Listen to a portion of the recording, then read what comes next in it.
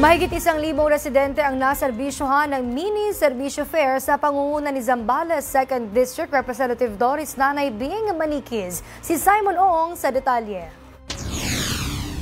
Alas 7 pa lang ng umaga, isa-isa na pumupunta ang mga residente sa mini serbisyo fair sa covered court ng Barangay Uwakon, Candelaria, Zambales. Mula sa matanda hanggang sa mga kabataan, mayroong medical, burial, at educational assistance na handog ni Zambales 2nd District Representative Doris Nanay Bing Manikiz.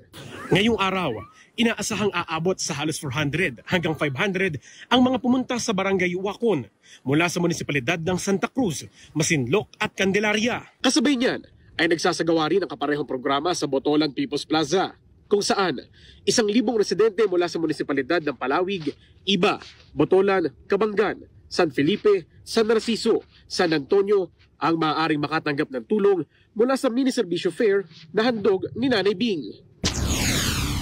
Kapit po ako dito para humingi ng tulong para sa pamilyar ng nanay ko. Napakalaking halaga po ito para sa amin na tulong dahil wala po kami kahit anong pinansyal po. Kasi po katulad ko kasi na nagtitesis kami, marami po kasi kaming nagagastos. So malaki pong tulong yung binibigay na educational assistance.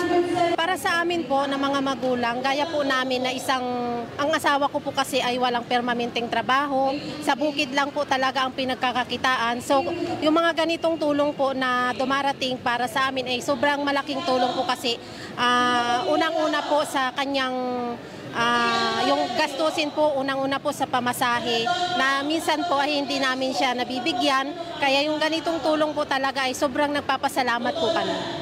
Sa kabuuan, inaasahang aabot naman sa halos 1,500 beneficiaries ang nabigyan ng tulong ngayong araw.